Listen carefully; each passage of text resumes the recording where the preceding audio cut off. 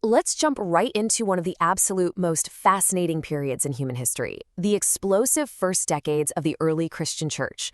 I mean, think about it. How exactly did a tiny group of followers in Jerusalem manage to tackle massive cultural assimilation, totally bridge language barriers, and spread a global message? Well, in this explainer, we're going to dive deep into the internal spiritual signs that unified them, and then track their chaotic physical expansion right out onto the open road. But okay, before we get too far, we kind of need to set up a critical lens for looking at our source material. We have to distinguish between what's descriptive and what's prescriptive. So descriptive history just describes a one-time historical event. Think Moses parting the Red Sea or Jesus walking on water. It happened, right? But you definitely don't expect to walk up to a lake today and have it part for you. Prescriptive commands, on the other hand, those are the shoulds and oughts meant for everyone, for all time, like thou shalt not steal or the Great Commission. Keeping this difference in mind is absolutely crucial as we unpack all these miraculous events of the early church. So here is our roadmap. We're covering 1, the equalizing spirit, 2, the Corinthian shift, 3, the open road, 4, the Jerusalem council, and 5, a little wrap-up on how to major on the majors. Starting off with part 1, the equalizing spirit and the events at Pentecost. Taking us right into Acts chapter 2, we find ourselves at the Jewish Feast of Pentecost. Now, this was a massive gathering. Pilgrims from all over the known world were there. And during this event, the text describes 3 very distinct signs of the Holy Spirit arriving. First, there's the sound of a violent wind completely filling the house. Second, what looked like actual tongues of fire resting on the apostles. And third, and this is the one that really caused a massive stir, they began speaking in other tongues. Now, it's super important to catch this. The Greek word used here, glossa, literally means both tongue and language. The text explicitly points out the diverse geographic backgrounds of the crowd, right? We're talking Parthians, Medes, Egyptians, visitors all the way from Rome. And it notes that these foreign visitors were utterly bewildered. Why? Because they were hearing these local Galilean guys speaking in their actual native earthly languages. What this reveals is a really consistent historical pattern about how God communicates. We can call it the rule of God's language. Basically, God is revelatory. That means he always speaks the exact language of the people he is addressing. No confusion. So during the time of the patriarchs, the dialect was an early Canaanite one that eventually became Hebrew. Later, when the Jews were exiled to Babylon in 586 BC, they picked up Aramaic. So portions of the text from that era actually switch over to Aramaic. Fast forward past Alexander the Great, and the known world gets homogenized under Koine, or Common Greek, which, no surprise, is exactly the language the New Testament was written in. The main takeaway here, God doesn't use mysterious languages that nobody understands. He communicates perfectly clearly in the native tongue of the listener. And this beautifully illustrates how the Spirit systematically used native tongues as the ultimate equalizer. It's really cool to watch this unfold. In Acts 2, the Jews receive the Spirit and speak in tongues. Then, jump to Acts 8, and the historically despised Samaritans receive the Spirit. In Acts 10, the uncircumcised Gentiles receive it, and the Jewish believers know for sure it's legitimate because they hear them speaking in languages praising God. Finally, in Acts 19, you have these isolated disciples of John the Baptist brought into the fold in the exact same way. The Spirit uses this one specific sign over and over so that no single group could ever claim superiority over another. It was just absolute, undeniable proof that everyone was included in one unified body. Moving on to part 2, the Corinthian shift. We're looking at prayer languages and rules. So here's the puzzle. If Acts is all about known foreign languages, what on earth is happening over in 1 Corinthians, where Paul describes a tongue that no one understands?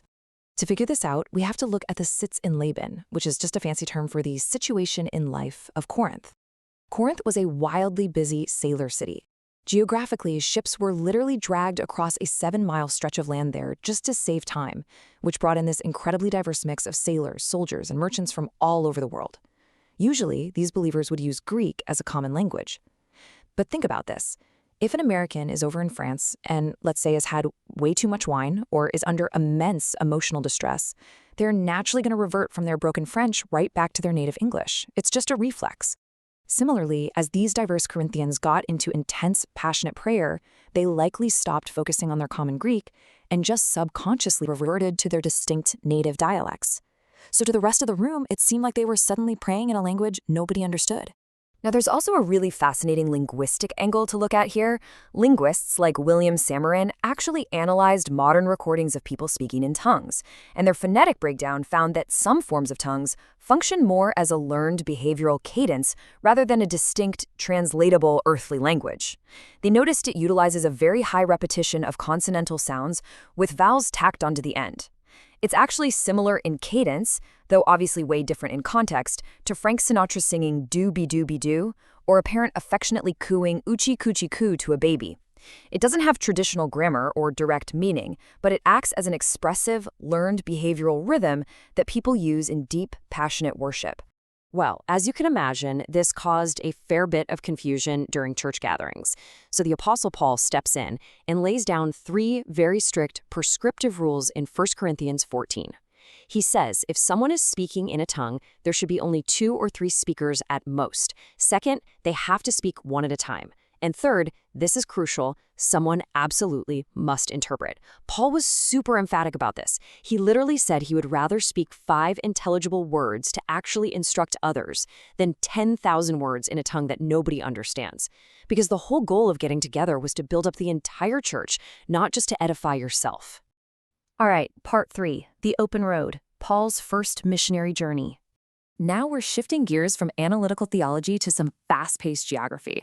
Paul and Barnabas hit the road starting around AD 46 from Antioch, and let me tell you, it is instantly chaotic. They sail over to Cyprus, which is Barnabas' hometown, and right out of the gate, Paul ends up blinding a hostile sorcerer named Bar-Jesus, right in front of the Roman governor, who, by the way, promptly converts.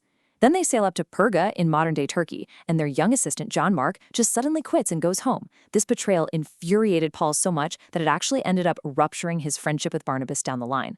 Anyway, they push on to Antioch in Pisidia, get kicked out by jealous locals, flee a literal murder plot in Iconium, and finally arrive at Lystra. And Lystra is where we get to see the absolute whiplash of ancient crowd dynamics.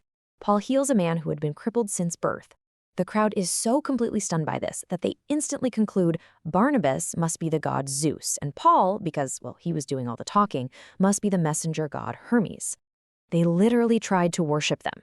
But then, just days later, hostile instigators show up from the previous towns, completely turn that exact same fickle crowd against Paul, and they stone him so brutally that they actually drag his body outside the city gates, assuming he's dead. Miraculously, he survives it, and they manage to finish up the journey in Derbe. So, all of this wild physical expansion leads to one massive, explosive issue. This first missionary journey flooded the early church with brand new, uncircumcised Gentile converts.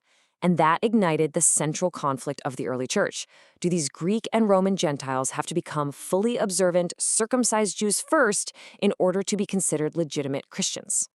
Which brings us to part 4, the Jerusalem Council, the climax of AD 50.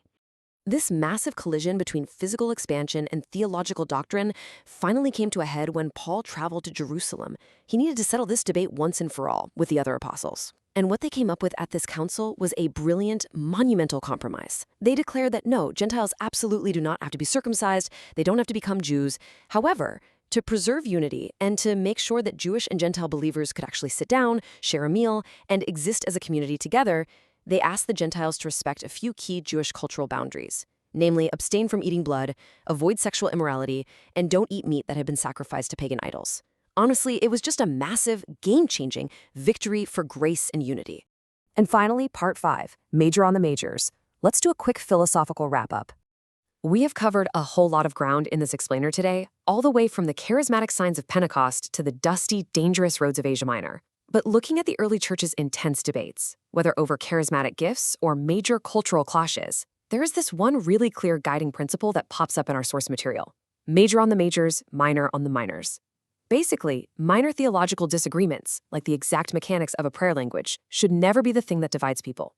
The overarching, undeniable message of the early church was that love, mutual respect, and finding unity across massive cultural divides, those are the ultimate majors.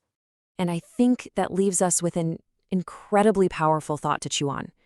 These ancient believers figured out a way to sit at the exact same table, even though they spoke entirely different languages and came from completely different worlds.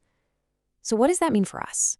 How can we apply this early spirit of unity, compromise, and love to bridge our own deeply entrenched cultural and theological divides today? Really think about that. Thank you so much for hanging out with me for this explainer. Keep learning, keep questioning, and I will see you in the next one.